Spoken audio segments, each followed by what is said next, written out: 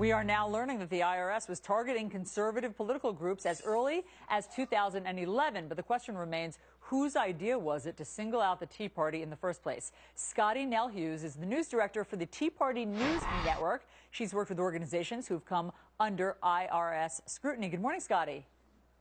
Good morning, Allison. Happy Mother's Day. Thank you, and to you as well. So, Scottie, how did your news network figure out that the Tea Party and conservative groups were being targeted? Well, actually, it was very simple. Our sister organization, the TeaParty.net, has been probably one of the most high-priority organizations targeted by the IRS for the last 3 years.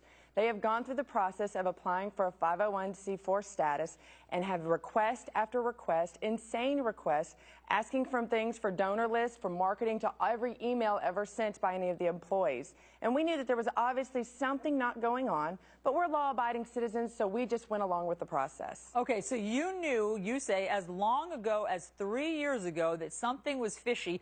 Did you try to alert authorities or shed light on this?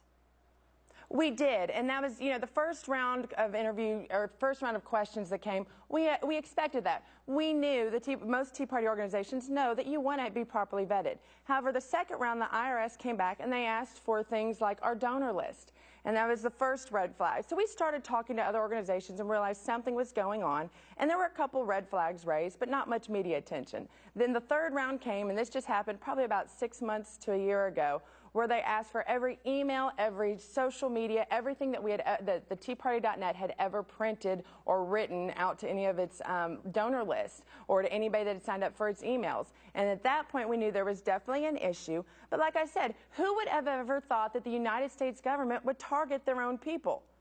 And your examples highlight how what the IRS was attempting to do, it appears, is make the process much more burdensome for Tea Party organizations than for any other organization to regain that sort of charitable status.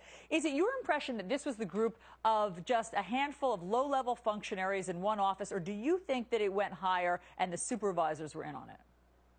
Well, listen, we've seen scandal after scandal with the Obama administration where the buck stops literally at the front door of the Oval Office. So I think this does go up, especially when you look at a year ago, you had 7 senators, Democrat senators, calling for the IRS to investigate organizations like the Tea Party. And when you have Chuck Schumer as the largest dog of these 7, and the other ones were basically freshmen, lesser-named Democrat senators, you know that they're basically taking the fall for a lot of other senators that had called for this action.